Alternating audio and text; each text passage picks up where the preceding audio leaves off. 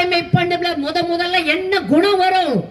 வரும் அம்புகளை தான் தாங்கி முன்னே செல்பவனாக தலைவன் இருக்க வேண்டும். இங்க என்ன நடந்தது? 41 பேர் கரூர்ல இறந்து போனாங்க.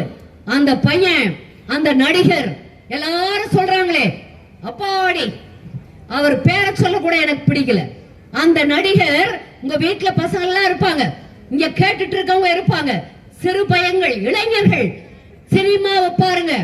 எனக்கு கூட ரஞ்சிதமே ரஞ்சிதமே அவர் ஆடினா எனக்கு கூட பார்க்க பிடிக்கும், பொழுது போகும். ஆனால் அந்த ஆட்டமல்ல வாழ்க்கை. மாற்றத்தை விரும்பி நீங்கள் போட்ட வாக்குகள் கடந்த 5 ஆண்டுகளாக தமிழகத்தை பாதாளத்தில் தள்ளிவிட்டது, இருளில் தள்ளிவிட்டது. திரும்பவும் ஒருத்தரா, அதுவும் 41 பெரிய பிரச்சனை அங்க நடக்குது. பஸ் மேல நின்னுட்டு பாக்குறீங்க. முழுக்க முழுக்க அந்த பிரச்சனைக்கு காரணம் நீங்க தான். பார்த்தா தெரியாதா? யாரோ சொல்றாங்க தகவல். என்ன செஞ்சிருக்கணும்? நம்ம சகோதரர்களா இருந்தா, நம்ம மாவட்ட செயலாளர்களா இருந்தா, நம்மளுடைய நிர்வாகிகள், நம்ம அண்ணா எடப்பாடியாரா இருந்தா என்ன பண்ணுவாங்க? இறங்கி கடகடன் போயிருப்பாங்க. நேர போய் என்னையா நடக்குது, என்னப்பா நடக்குது. சரி, உங்களுக்கு அதுதான் பயம். நீங்க தான் புகழ்பெற்ற நடிகர்.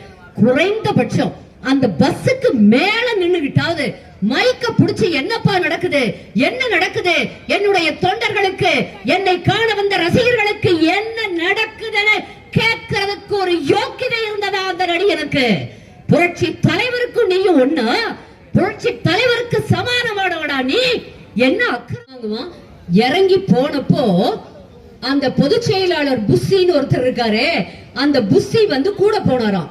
இவர் இப்ப திருச்சி ஏர்போர்ட்டுக்கு போறது, கரூர்ல இருந்து குளித்தலை கிட்டே எங்கேயோ போன் வந்துதான், புஸ்ஸி ஆனந்த அரெஸ்ட் பண்றதுக்காக, கைது பண்றதுக்கு போலீஸ் தேடிட்டு இருக்குதுன்னு. உடனடியா என்ன பண்ணாராம்? அப்படியே கார் கதை திறந்து வெளியில அவரை இறக்கி விட்டுட்டு ஒரு வாட்டுக்கு போயிட்டாரு. நடுறாரு ஒரு இரவுல புது ஊர்ல இது நடந்ததுன்னு பத்திரிகையாளர் கிட்ட சொன்னது. இதுதான் நடந்து, இதுதான் அந்த தலைவனின் லட்சணம்.